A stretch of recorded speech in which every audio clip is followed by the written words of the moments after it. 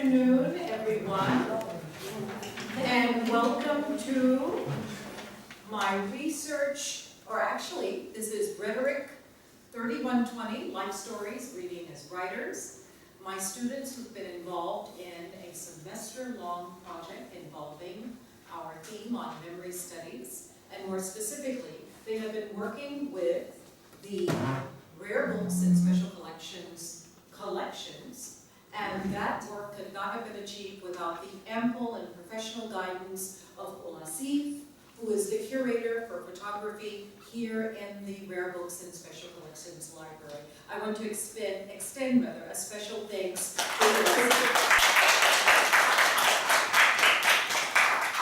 I am so very proud of what my students are going to be presenting today, and that is, once again, their semester-long research, primary research, with collections here in the Rare Books and Special Collections Library.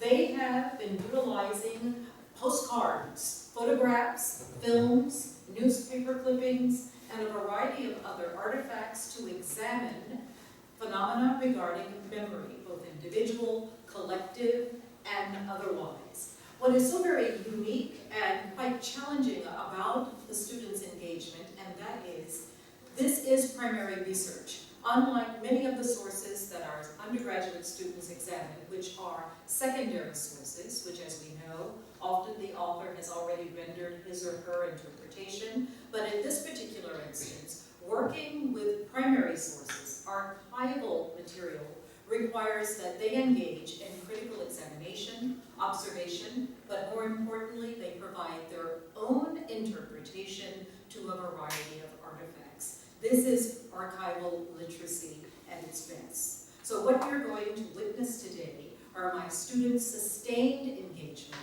with a variety of collections here in the Rare Books and Special Collections Library. I'm very happy to introduce our first group, which is Group 1, which is led by Salma Yunus. Salma, would you like to come up, please? Salma has led Group 1, and her colleagues or peers are Sarah Abdelaziz and Jasmine Williams. Their primary question evolves around their use of postcards. There is an extensive collection of postcards here in the Rare Books and Special Collections Library. Their governing research question is, how do postcards illuminate Egyptian memory? Let's please welcome Group 1. Hi, this is Group 1. These are my teammates, Sarah and Jasmine. We're presenting misrepresentations of Egypt in postcards. I'm going to give you like a brief introduction to what we're going to talk to you about in this presentation, and our project aims to examine how postcards succeed in portraying the documentation of national memory in terms of what is selected and what is discarded. So basically we're going to be discussing how we are trying to determine how postcards aid with the general representation of the Egyptian society in terms of the pictures that are either chosen or discarded. So our main focus here, we're really going to be focusing on the misinterpretations that are depicted in the postcards that were portrayed with the intention of providing the country and its inhabitants in a specific light which is not and should not be considered authentic.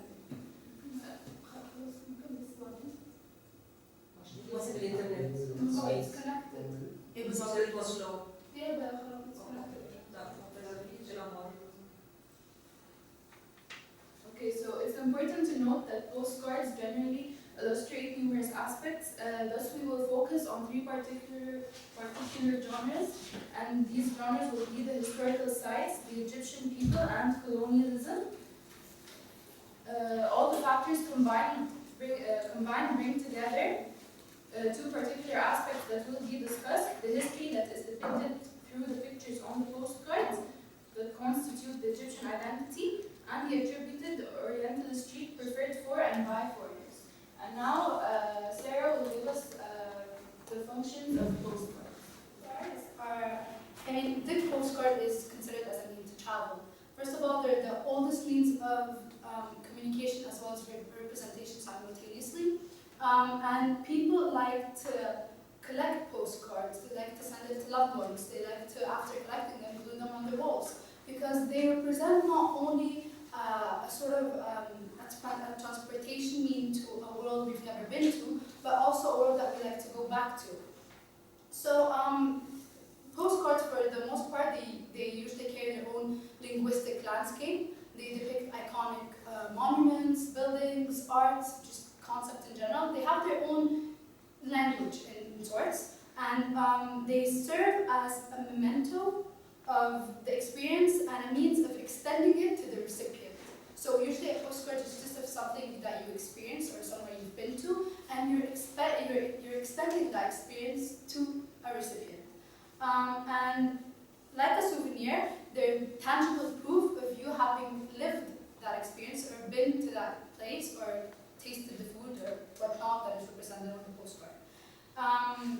And so their function is to not only remember, but to exhibit the experience.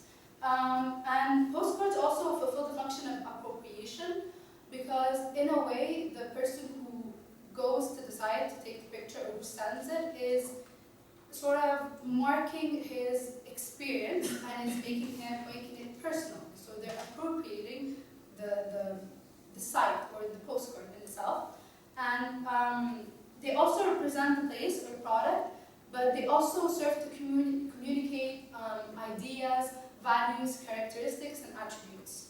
And they play on the idea of familiarity, because it's been psychologically proven that people who receive postcards whom they're familiar with, or who on which the sites themselves are places that they're familiar with, tend to be happier, or they evoke positive emotions. So with that, it's very important for us to assess what exactly is in the sites or the buildings regarding to Egypt. So sorry, Jasmine. So I did my portion on places and foreign iconography in postcards. So postcards work as a work in a society to share the collective memory of places and things which they deem important historically and relative to their collective identity. So something that we noticed a lot when we were going through the archives is that certain images came up a lot for Egypt. Of course, the pyramids were one of them, and when I looked online to find more postcards, I literally found hundreds of postcards of the pyramids. And something I thought was really interesting is that like this particular spot, like these two palm trees, were shown in at least 50 postcards that I saw.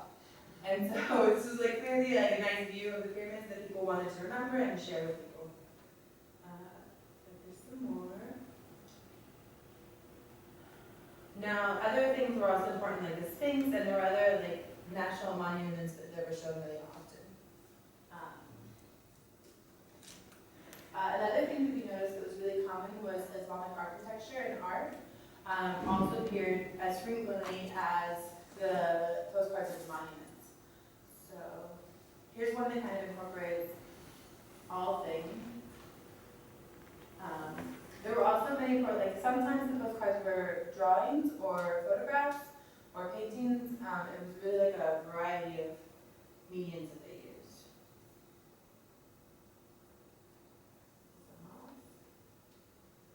Okay. Now, my personal favorite part of the postcard research was like looking at the postcards that didn't have anything to do with architecture or Islamic art or anything like that. Were the things that I thought kind of were what Egyptians or Egypt like viewed as their personal and collective memory, things that were important to the society in terms of, so oftentimes there were pictures, like lots and lots of pictures of camels.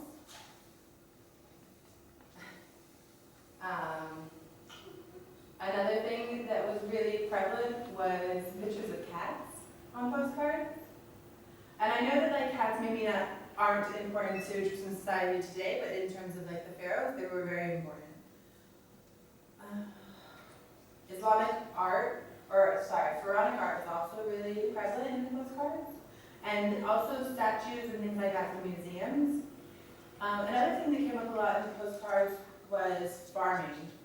which of course not every person in Egypt is a farmer or has camels or is interested in cats, but these are things that I think in Egyptian society are kind of important in to the historical relevance of the country. Like farming has always been important because of the Nile River here. And then that was the other thing, the Nile is also shown a lot in postcards.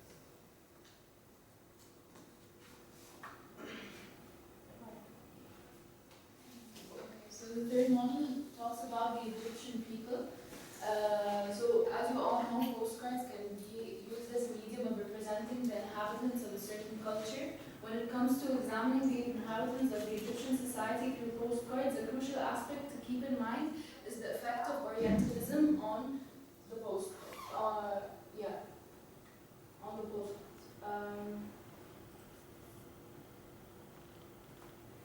Okay, so some of you might be familiar with Edward Said. He's a cultural critic. He's famous for his book Orientalism, where he explains that Orientalism is the source of inaccurate cultural representations that reveal Western thought towards the Middle East. So it's basically how the West perceives and represents the East. The Orientalist theme that is present in most of the postcard gives rise to a stereotypical perception of the Egyptian people. You can see here through the postcards that there is kind of like a stereotypical theme or Orientalist theme. Here, for example, it's a family and they're sitting on the floor and they're eating and they're enjoying, but regardless, it still represents a certain social class, and it's not correct to have a postcard representing only one social class. It doesn't represent the whole community. And these are a few other postcards. So according to Said's work, due to historical events, especially colonialism, the West tends to present a certain social class of the Arab world for purposes of portraying that they are more developed or more superior, therefore creating this stereotypical attitude.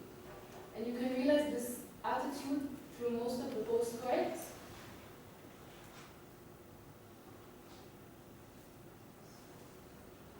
Consequently, viewers tend to assume that this particular social class represents the rest of the population, when in fact it only represents a certain portion. And when we focus on women, for example,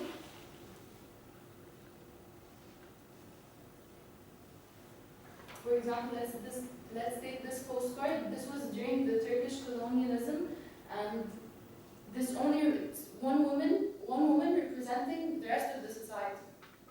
So you can see. Sarah now will talk to you about the colonial gaze. But just one more thing about the people. The idea is that these pictures cater to an ideal of the women, not a reality of the women. They're not women as they are. Like if you look at this Fallah woman, she's supposed to represent women as Fallahin, or as basically land workers. And she looks nothing like how a Fallaha would be. Like a Fallaha wouldn't bare her arms outside of a window. And when you look at the image, also you get a sense of how light her skin is. It is not. I mean, the picture. These postcards really play on the idea of imagination more than reality. And furthermore, and also they play on the idea of having people pose. Posing is something that is not authentic in a way. You get people, and this was obviously made in a studio, and you give them the traditional garments and tools for them to be taking a picture of, but ultimately it says nothing of the people. And this is something also we noticed as we went along with the pictures, and we encountered some very interesting ones. An interesting point in some of the postcards is that some of them take on a colonial/classist discourse. Amongst postcards, some of them are of Westerners, or just like Egypt's relationship with its past colonizers. Here we have a picture of, this picture was made in Austria, but it says it was made for Germany. And you've got this typically Western European man posing quite arrogantly in front you've got an Egyptian man sitting on the floor grinding. And so, I mean, the fact that he's directly beneath him, and the fact that he's shown as grinding in a very silly, simplistic way, it just, it denotes a very negative connotation. And what I found really interesting also is that some of these two particularly, and there's a whole bunch of them, their representations of Egyptians are quite crude in a way, and their facial hair, like for instance, their facial features are quite distorted. They're portrayed with dark color. They've got this big nose, unkept mustache, and when you look at them, and they're walking barefoot in both of these postcards. And this plays on the idea of physiognomy. The degree of distortion in their facial features directly matches the lack of ethics or their uncivilized state, or the level of wickedness, kind of like pictures of Jews during Nazi Germany, where you had this distortion of the Jewish man as a type, as to reveal something about his persona. And so we did that. We found that these ideas coincide also with Egyptian postcards. And the thing is that these postcards play on the idea of familiarity, in the sense that you've got this man, and he's wearing a galabeya and a turban, and so they're playing on really familiar features, as to say that these men are Egyptians, but we're portraying them the way they deserved to be portrayed. All right. So in a way, the ugliness and the implicit negativity, just the ugliness of their features, is a testimonial of their inferiority, and that is highly colonialist in a way, because it shows the downgrading of the people in relation with the people who are doing the colonializing. Then what we really thought was interesting were the Malish years. Dr. Ola said that there was no study conducted on this, so it was completely left to us for interpretation. So the pictures take on a whole new level when it comes to national memory. We've got these series of Egyptians inflicting harm on other Egyptians. So I'm scrolling down so you guys can get a sense of what the picture.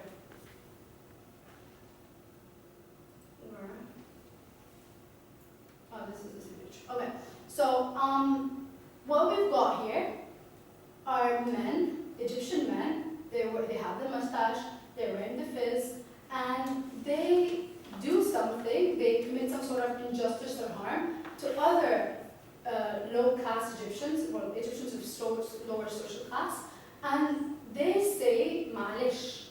Malish is, here, of course, it goes beyond their apologetic nature. It's not just I'm sorry. It also has a very sarcastic tone to it, or a way to, it's usually used as a way to wrap up a feud or a fight, or to shut up the person in front of us when we use the word Malish. So these transgressing affluent Egyptian men who are doing this, and they're all portrayed as one level higher than the Egyptians, whether by the man on the floor and then them in the car, or the man on the horse and the other also barefoot on the standing on the ground, and him on a tram. They really display a flagrant display of power. It's very classist in a way, and we kind of wondered. We know that these were made in Cairo, but we don't know who they were made by. But the thing is, these pictures are not only a representation of familiar sites. For us, they also bring about a kind of reenactment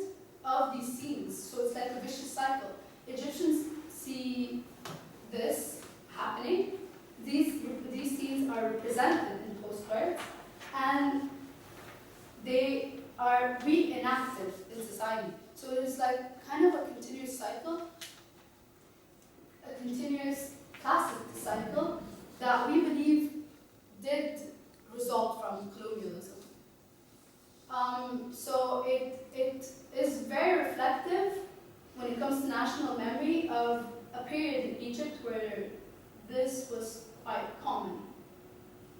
Okay, so as you can see, this collection of postcards, they're very important regardless of all the negative aspects that they may portray, but they're also very important in portraying a lot of historical content that helped shape Egypt what it is today, and they kind of represent a parallel universe of Egypt, not a holistic image of the country and its people, and that's basically it.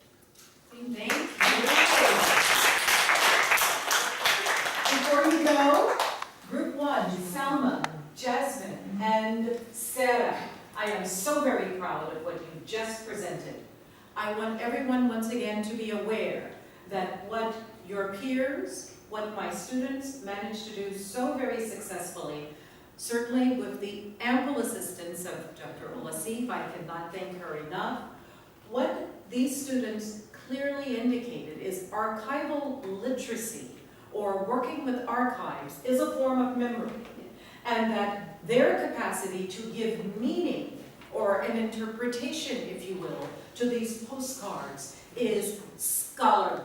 You have demonstrated that you are indeed scholars. Thank you. It's a pleasure to introduce Group 2. Group 2 is led by my wonderful student, Amina Abouward. This is once again a group that also utilized the Rare Books and Special Collections Library, and I'm so very happy to say that Group 2 examine artifacts, a variety of artifacts, I might add, with respect to King Farouk. Let's welcome Group 2.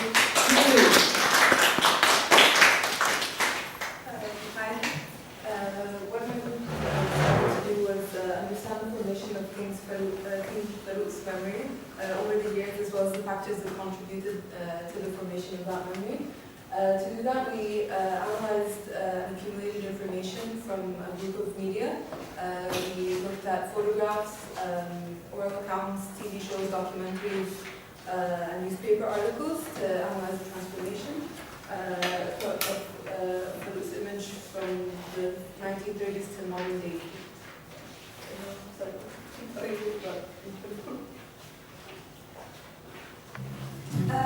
Farouk was born in Alexandria in 1920. He was the first of 4 children of King Fahd and Queen Nazim. He was actually studying in England at the Royal Military Academy when he was told that his father had passed away. So he had to quickly go back to Egypt, where he was instantly crowned king at the age of 16. And as you all know, King Farouk was condemned for being an unfit king. So the 3 officers, which was led by Muhammad Naguib and Gamal Abdel Nasser, they decided to do a military coup, overthrow the king, which was successful, and this is the 1952 revolution. So the king quickly fled Egypt and he went to live in Italy, where he died at the age of 45. Yeah, there's no way I'm done, but I'm going to explain. So this is the wedding of King Farouk with Queen Farida.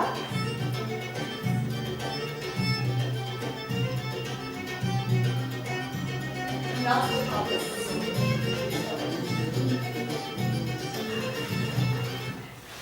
Okay, so in order to investigate how his image was transformed and how his memory was reshaped over and over again, we had to conduct this comparative analysis between the different periods of when he was, the royal family was in rule of Egypt, and when after he was exiled, and also during modern times. So we will start now by Farouk's era. As you can see here, this is the Egyptian flag. By then it was called the Egyptian flag, or the flag of the Kingdom of Egypt. It was called the Kingdom of Egypt, Moroccan Egypt. You can see it has a white crescent and 3 stars representing and it has this green color representing the agricultural nature of Egypt by then.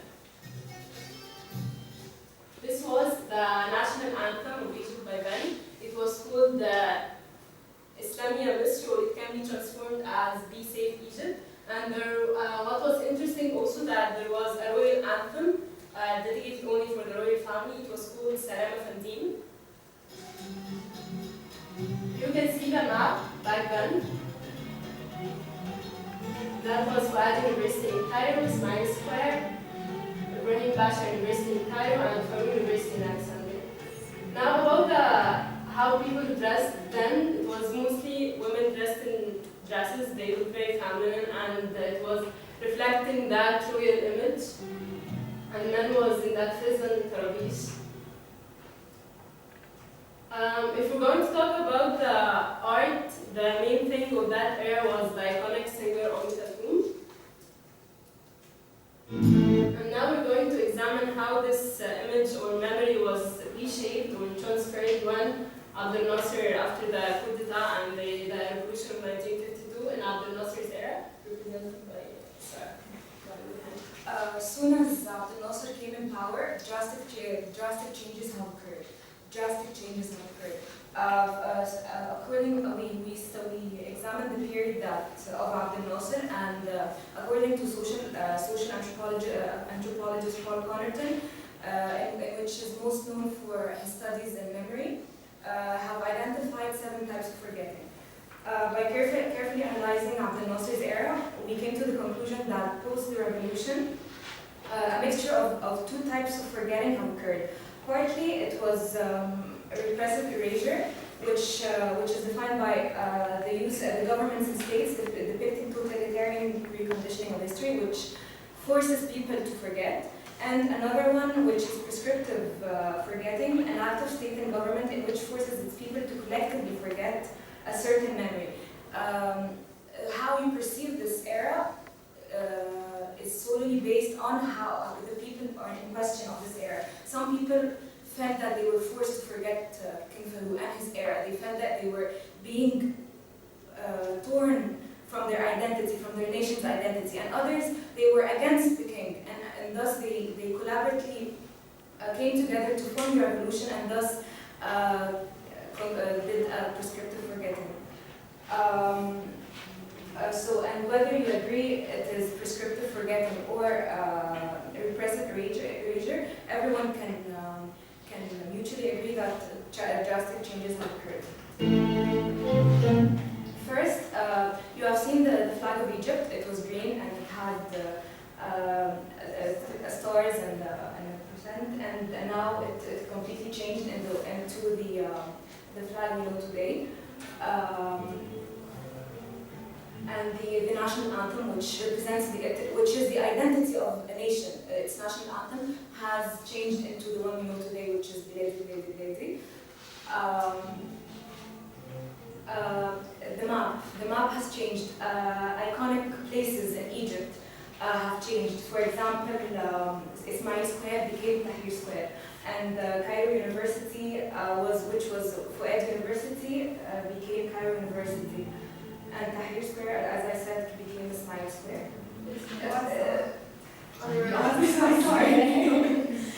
And Ibrahim Pasha University became Ain Shams University, and Farouk University became Alexandria University. So what the state did was completely erase anything that had to do with the royal family and everything, any memory of them, and changed everything. So they formed a new state, or a new Egypt, the Republic of Egypt. Also, as we can see, I'm sorry. Even the fashion itself has changed. During Farouk's era, people wore the fez or the tarabish, and after that, people stopped wearing them. As you can see here in Abdel Nasser's era, no one wears it. They only wear the military hats, or they don't wear anything at all. And here, as you can, the next picture, as you can see, you can't find a single person wearing the fez, because they saw it as a thing that reminded them of Farouk's era, and therefore they wanted to isolate themselves from it. And here was a newspaper article as soon as Farouk left Egypt, which said the president in question was saying goodbye to Malik Farouk.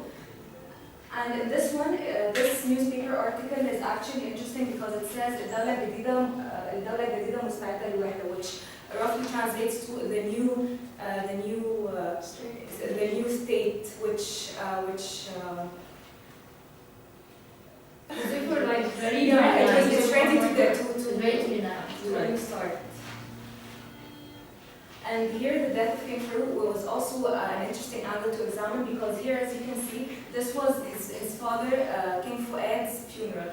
It was full of people. Everyone went down in the streets and were saying goodbye to him. As for King Farouk's departure, this is his tomb. There were no people. Few people have attended. There were no people at all. It was a small ceremony that included friends and. How the king is perceived today. As you all know, as soon as the revolution happened, the 1950 revolution, every single show, every single documentary, they were completely against him. He was portrayed in a very negative light, and they were basically saying that he was an alcoholic, he was a womanizer, he had mistresses, he was unfit to be a king. So we analyzed a TV show, a recent one that came out in 2007, that erases everything that came out after 1952. That was recent, right after 1952. So they portray the king in a more positive light.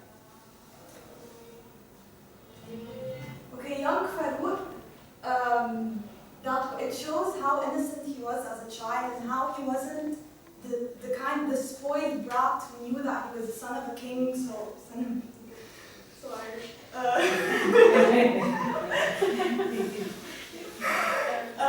he wasn't the type that, he's not the type of person who's like, I'm more superior and you're inferior. He wasn't that kind of child. And he liked hanging out with the staff, with the workers of the palace.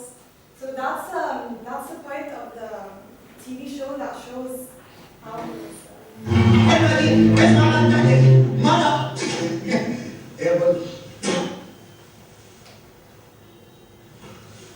That's the Nani.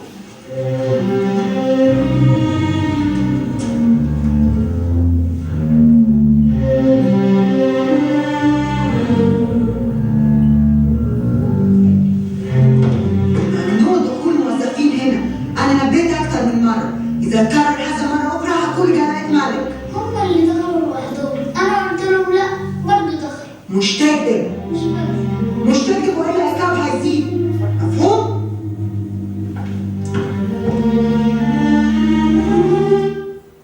This brings me to my next point.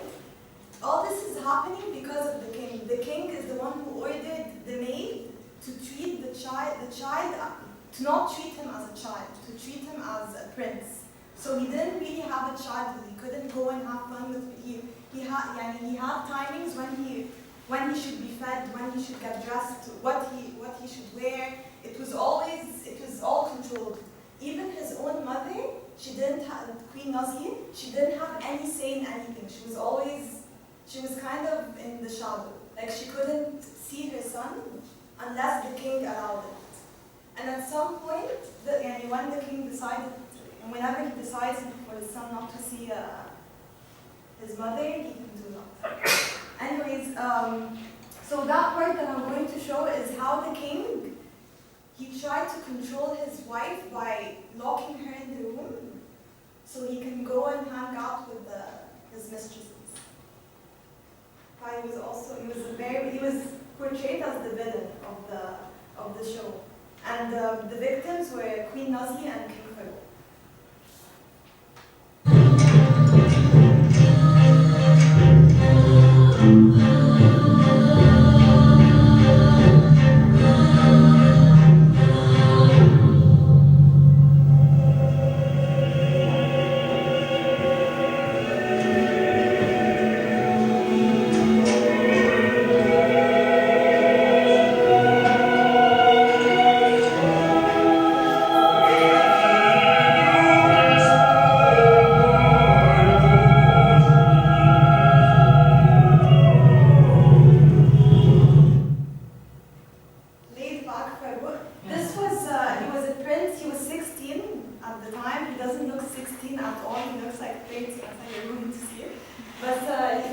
that's when he used to live in England for his studies. That was before his dad passed away, and it shows you how he goes out to bars, he dances with girls. He was acting his age. He was being a 16-year-old kid.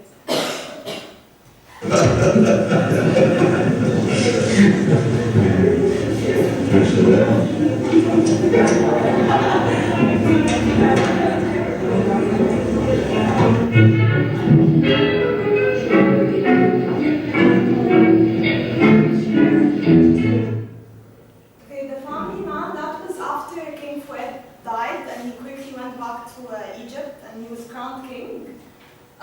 It shows you how he is towards his mother and his sisters. He's a family man. It shows the difference between King Fouad and King Farouk, that King Farouk was actually a good person and cared about his family.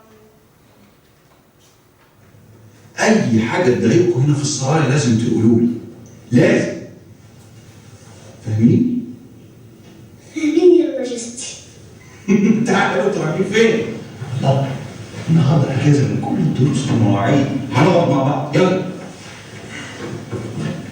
مبسوطة مني؟ أنا الحمد. صحيح. بكرة الصبح هتسمعوني في الراديو.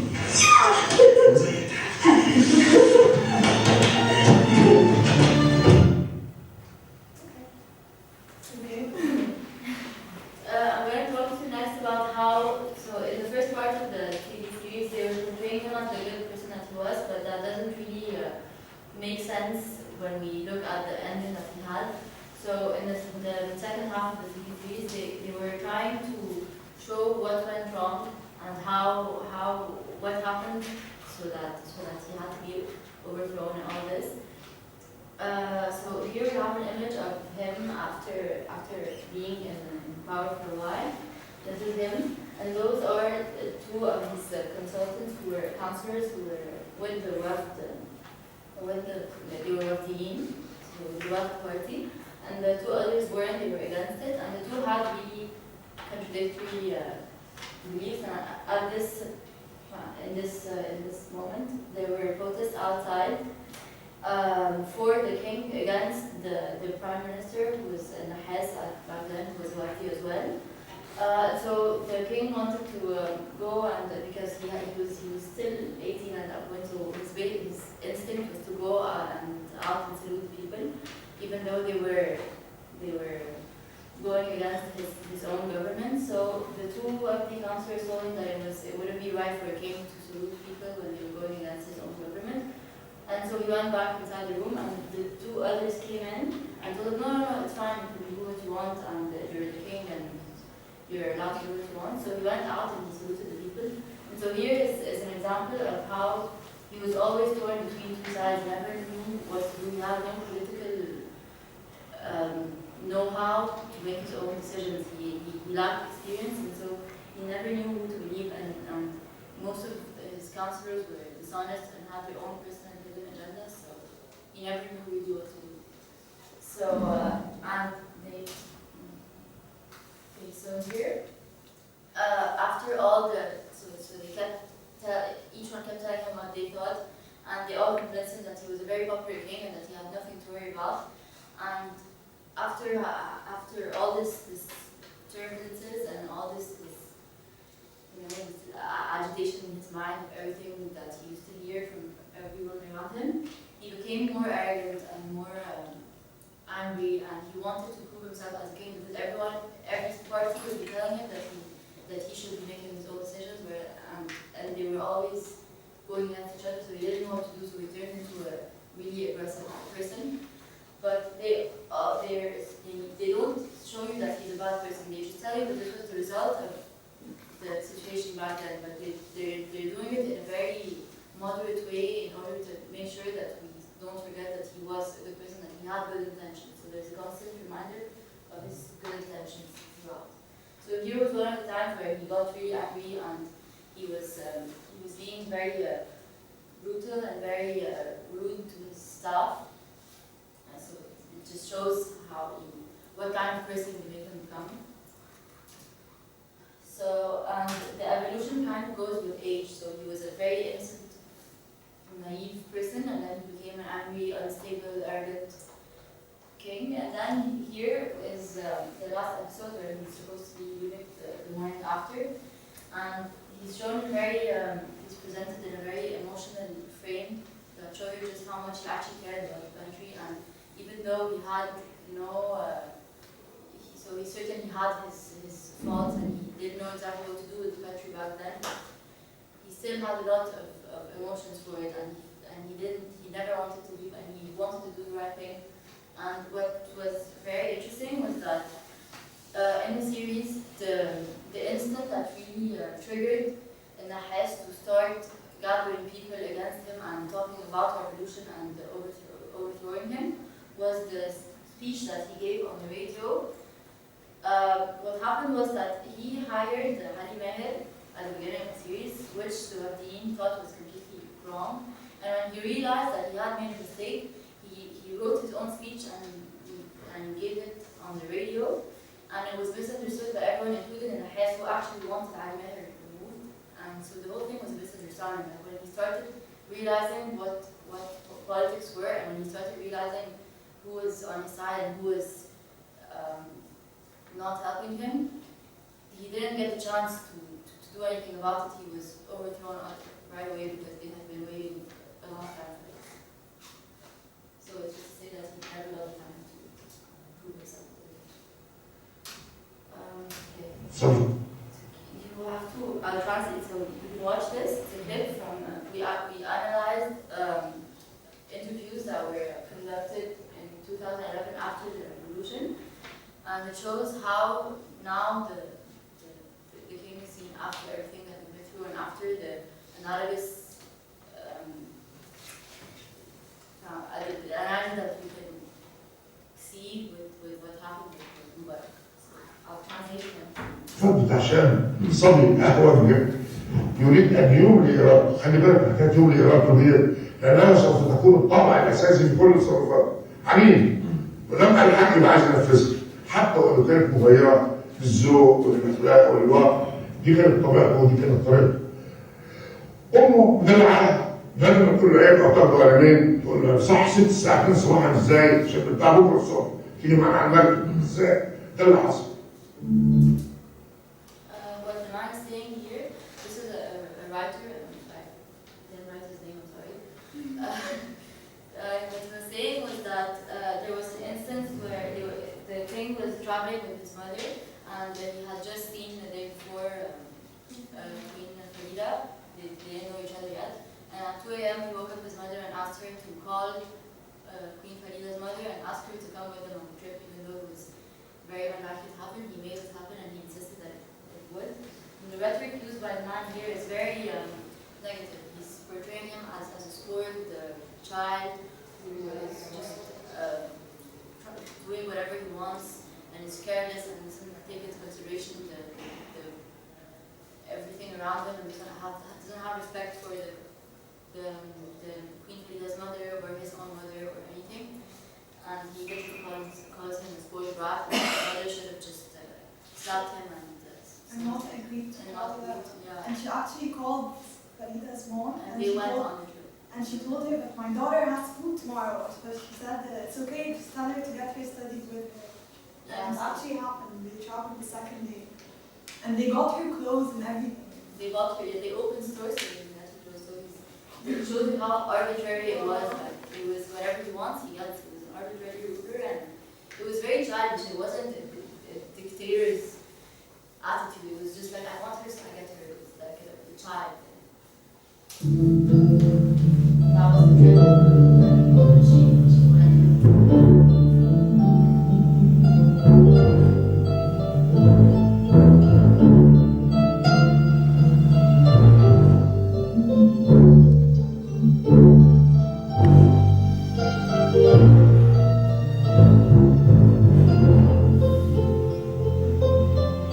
زي الطفل يعني واحد حب هتلر عشان رجله عربيه بتتفحم فطفل صغير ومعزول ما كانش حتى بينزل الشارع ويقعد مع ناس ولا يروح مدرسه يقعد مع زمايله. This is another perspective on the same instance. This woman, she was saying how was a child and he had like he started liking Hitler because he bought him a car, and so all his decisions were very childish. He was in no place to be king, and so it wasn't really his fault. He was just, that was his age. Like, you can't expect anyone at the age of 17 to act in a different way. He had no one to guide him properly. The people around him were just messing with his mind, basically. So, the interesting thing about this show is that at the beginning of the show, which the interviewer says that now they're trying to be as objective as possible. All the discourses before that were very emotional and very biased, and now they're trying to show both sides and both perspectives so that the new generations can construct their own memory of the king based on facts and based on testimonials, a wide range of testimonials. So that no one tells you he was a good person or a bad person. You get to see the good and the bad side, and we get to construct our own memory, because at a certain point, as she mentioned before, we had no memory of him, they erased it. So now we need to start having one that we can build for ourselves, that no one dictated to us. I don't know if you want the newspapers. We also analyzed the rhetoric used in newspaper articles at certain points in Farouk's life to see how the diction used to describe him was changed.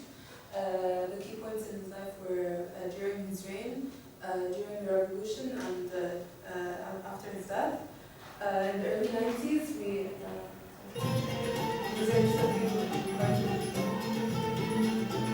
during the revolution. In the early 40s, most of the diction used to describe King Farouk, portrayed him as an unselfish king. His open-handedness was seen as generosity, which was the most prevalent adjective used in the articles we analyzed. One article was written showing his generosity when he gave the king of Iraq a luxurious car for his birthday. That was in the early 40s. During the late 40s, he was mostly absent. Whenever his hospitality was brought into question, it was just extended through his representatives, on his behalf.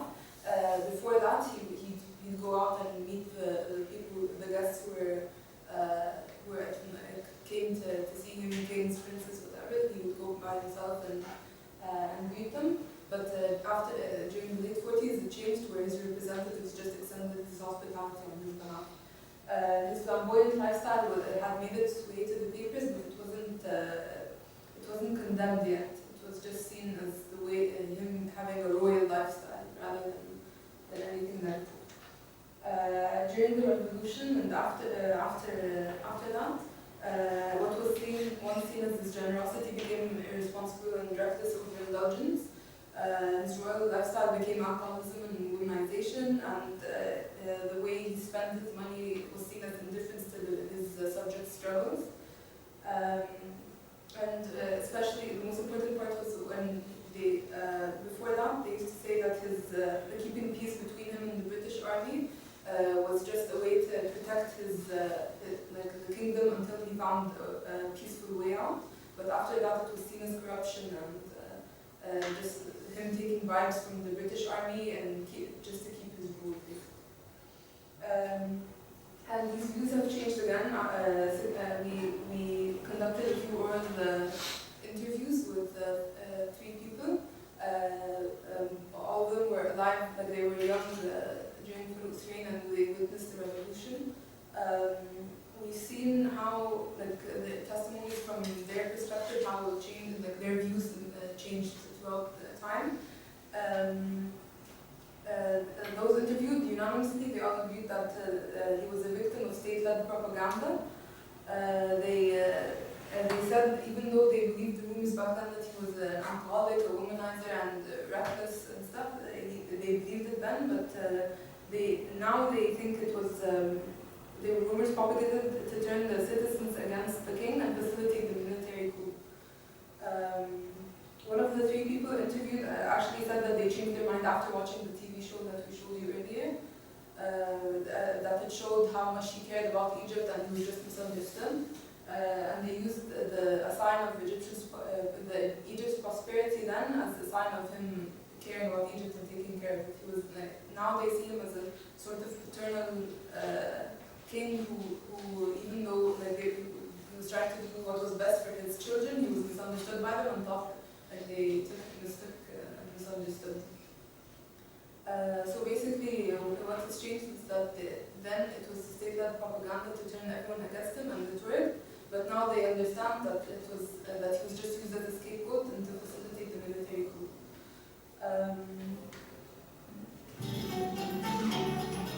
This was the party.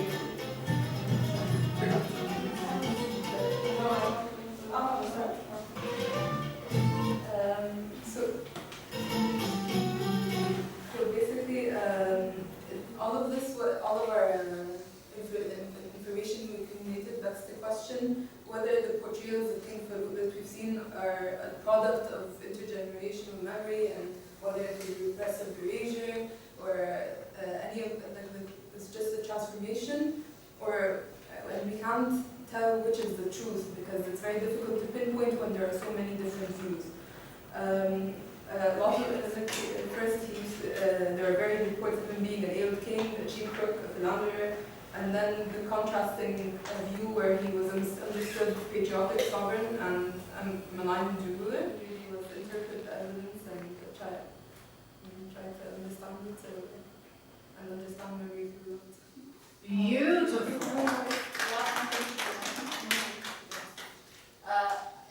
It came to surface a bit late in our research, but we thought we could share it with you. We found this. Thanks, Mom.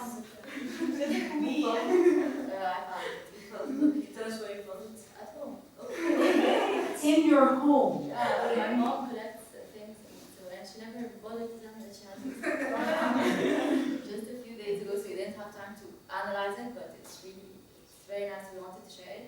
It's a collection of all the pages of the Musawwir newspaper in 1941, and there's a lot about the king in here. So I don't know how to read it or yeah.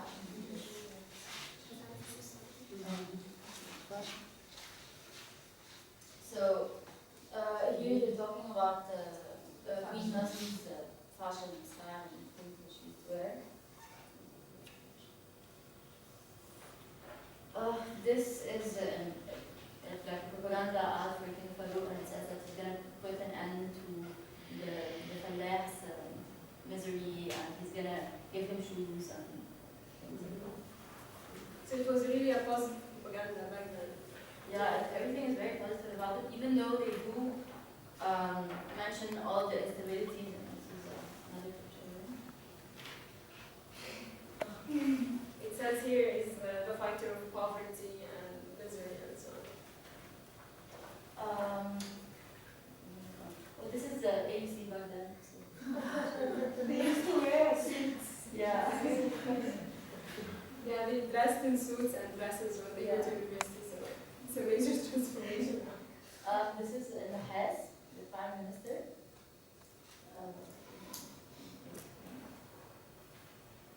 This was a wedding, not royal wedding, but like an aristocrat's wedding with that the queen of the royal family attended. This was I didn't really understand, but I think it was in the Hess's daughter's wedding. I'm not quite sure what it was. He didn't have children. Maybe. Kalimat Rais al-Wuzara. So another prime minister, not the Another Hess. prime minister. This I thought was very interesting because those are two caricatures of the political situation back then, and they're using the exact same words and terms that we use now in describing the political turmoils. So they use itilaf وحل المجلس. So which means yes. So it's very similar to what we're going through now. Those were just other pictures of the king. More pictures of the king.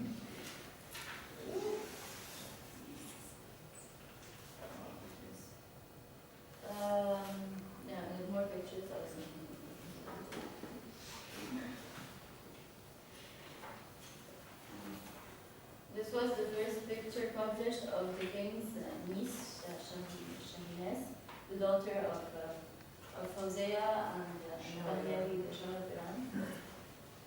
She's still alive, probably.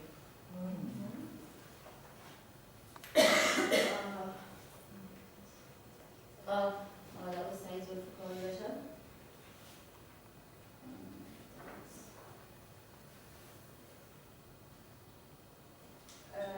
The Princess Fawzia in her first year. Fawzia is the king's sister. There are two. There's his sister and his daughter. Here's it was the three Fawzia and her sister on her birthday.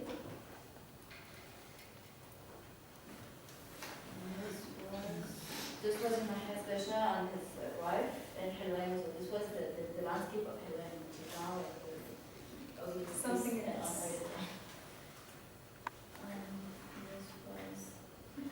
This was the queen opening the spring flower festival. Beautiful.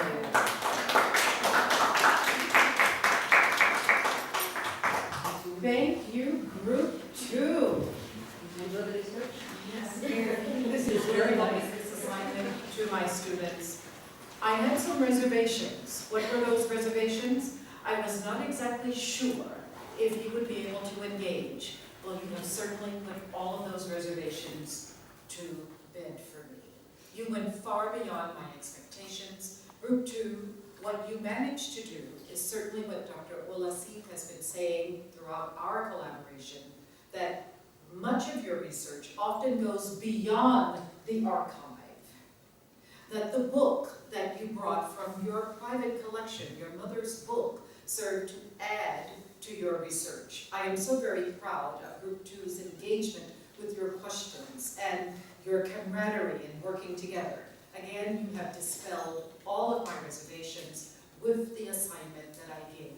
Group 1, you have worked with a group of postcards where there was practically no engagement whatsoever. You gave life or breathed life into postcards that maybe no one had really examined to the extent that you had. You are probably among the first. Would you say I'm correct, Dr. Ola? And they managed to extract... Please come and join me. Please come up and join me. I'm impressed by Group 1 because they managed to extract the relevant postcards out of 3 sets of 3 big boxes. So they knew what they were looking for, and they managed, and they had the flexibility of diverting their topic into what really matched the focus of the course. Absolutely. Breathing life into something that may have not existed before. I am so proud of my groups. We are going to continue our presentations on Thursday. Group 3 and Group 4 will also bring forward their primary research, continuing with the collections in the Rare Book and Special Collections Library. Class, once again, please give yourself a round of applause. And let's once again extend a very, very special thank you to Dr. Olasif. Thank you. I enjoyed working with you all and all the discussions we've had and exploring and discovering and rediscovering. I wish all the classes were as interesting